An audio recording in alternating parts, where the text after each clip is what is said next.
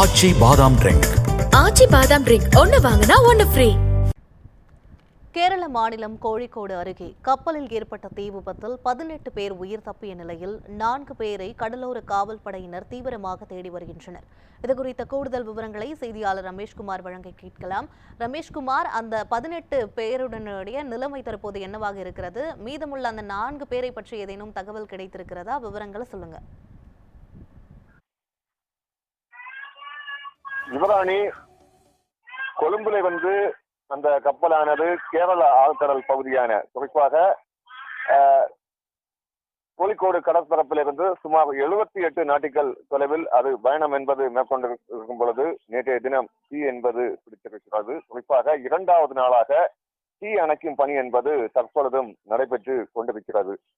நேற்றைய தினத்தை பொறுத்த அளவில் அந்த காலை சரியாக 10:30 மணி அளவில் சரக்கு கப்பலில் தீப்பிடித்ததாக தகவல் என்பது வெளியானது. இதனைத் தொடர்ந்து கடலோர காவல் படைக்கு சொந்தமான 5 கப்பல்கள், அது மட்டுமின்றி கடற்படைக்கு சொந்தமான INS உள்ளிட்ட கப்பல்கள் அந்த பகுதியில் விரைந்து சென்று மீட்பு பணியில் ஈடுபட்டன. ஆனால் தொடர்ச்சியாக அந்த மீட்பு பணியில் ஈடுபட்ட பிறகும் அந்த கண்டெய்னர்களில் எளிதில் தீ பற்றக்கூடிய பொருட்கள் அதிக அளவு இருந்ததால் தொடர்ச்சியாக தீயை கட்டுக்குள் கொண்டு வராத நிலையில் 2வது நாளாக தீ அணைக்கும் பணியில் தற்பொழுதும் நடைபெற்று கொண்டிருக்கின்றன. அதிலிருந்த 22 பேர் ஊழியர்களில் 18 பேர் கடலில் குதித்ததால் அவர்களை தற்பொழுது மீட்கப்பட்டிருக்கின்றன. மீது உள்ள 4 ஊழியர்களை தேடும் பணி என்பதும் 2வது நாளாக நடைபெற்றுக் கொண்டிருக்கிறது. நேற்று நள்ளிரவு சரியாக 12 மணிக்கு மீட்கப்பட்ட 18 பேரும் மங்களாபுரம் தனியார் மருத்துவமனையில் அனுமதிக்கப்பட்டிருக்கின்றனர். ஆனால் அவர்களில் 18 பேரில் தற்போது 12 பேரின் நிலை என்பது எந்த ஒரு பிரச்சனையும் இல்லாமல் அவர்கள் தற்பொழுது அருகில் இருக்கும் ஹோட்டலில் என்பது அனுமதிக்கப்பட்டிருக்கின்றனர்.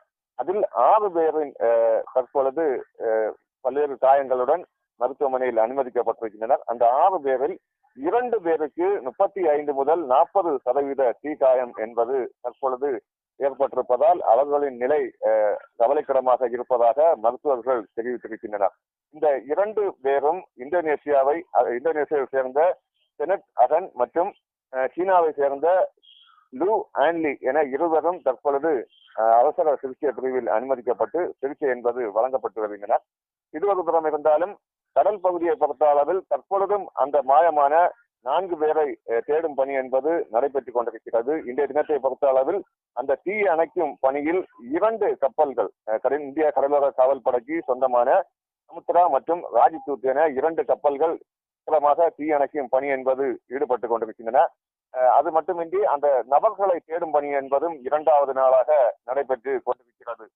நேற்றைய தினம் சரியாக காலை 10:30 மணிக்கு கொழும்பிலிருந்து மும்பை நோக்கி சென்று கொண்டிருந்த வான்ஹாய் T03 என்ற கப்பல், சரக்கு கப்பல் தான் தீ என்பது பிடித்திருக்கிறது. ஆனால் 2வது நாளான பிறகும் அந்த தீயை கட்டுக்குள் கொண்டு வராத நிலையில் மேலும் பெரும் பரபரப்பு அந்த பகுதியில் ஏற்பட்டிருக்கிறது. காரணம், அதில் 640க்கும் மேற்பட்ட கண்டெய்னர்கள் இருப்பதாகவும் அதில் 50க்கும் மேற்பட்ட கண்டெய்னர்கள் கடலில் விழுந்ததாகவும் தெரிவிக்கப்பட்டிருக்கின்றன. அது மட்டுமின்றி இருக்கும் கண்டெய்னர் சுமார் 10க்கும் மேற்பட்ட கண்டெய்னரில் எளிதில் தீ பற்றக்கூடிய பெரும்பாலான பொருட்கள் அந்த கண்டெய்னரில் இருப்பதாகவும் தெரிவிக்கப்பட்டிருக்கிறது.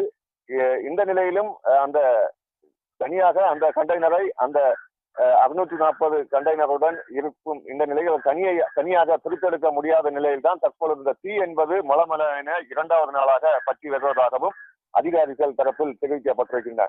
மீட்பு பணிகள் ஒருபுறம் நடைபெற்றுக் கொண்டிருந்தாலும் அதே போன்று அந்த கப்பலின் அதிகாரிகளுடன் தற்பொழுது மாநில அரசு தற்பொழுது ஒரு பேச்சுவார்த்தைகள் என்பது ஈடுபட்டுக் கொண்டிருக்கிறது. அந்த மீட்பு பணியில் எவ்வாறு ஈடுபடலாம், அதே போன்று எளிதில் இந்த பொருட்கள் தீப்பற்றும் பொருட்களாக இருக்கட்டும் அல்லது இந்த கண்டெய்னர் கடலில் விழும் பொழுது எந்த மாதிரி ஒரு சுற்றுச்சூழல் பாதிப்பு ஏற்பட வாய்ப்பு இருப்பதாகவும் அந்த சுற்றுச்சூழல் பாதிப்பை தடுக்க எந்த மாதிரி ஒரு நடவடிக்கை எடுக்க வேண்டும் என கப்பல் நிர்வாகத்துடனும் மாநில அரசு தற்பொழுது ஒரு பேச்சுவார்த்தை என்பது நடத்தி வருகின்றன.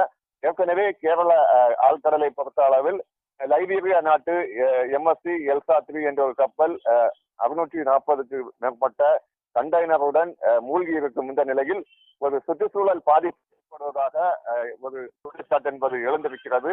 அதை நிவர்த்தி செய்யும் பணியில் கேரள அரசு ஈடுபட்டுக் கொண்டிருக்கும் இந்த நிலையில் மீண்டும் ஒரு 3 வார இடைவெளிக்குள் ஒரு கப்பல் என்பது சரக்கு கப்பல் என்பது தீப்பற்றி எரிந்து வருவது மிகப்பெரிய ஒரு பரபரப்பை கேரள ஆழ்கடலில் தற்பொழுது ஏற்படுத்தி இருக்கிறது. வரும் காலங்களில் கடல் பரப்பை பொறுத்த அளவில் மிகப்பெரிய அளவில் ஒரு சுற்றுச்சூழல் பாதிப்பு ஏற்படும் எனவும் ஆய்வாளர்கள் தெரிவித்திருக்கும் இந்த நிலையில் அந்த சுற்றுச்சூழல் பாதிப்புகளை எவ்வாறு கையாள்வது, அதை போன்று தடுக்க எவ்வாறான ஒரு நடவடிக்கையை எடுக்க வேண்டும் எனவும் தற்பொழுது கப்பல் நிர்வாகம் சரிதான் அதை போன்று மாநில அரசும் ஒரு ஆலோசனை மேற்கொண்டு அடுத்த கட்ட நடவடிக்கைக்கு செல்ல ஒரு முயற்சிகளை எடுக்கப்பட்டு வருகின்றன. யுவராணி. ரமேஷ்குமார்.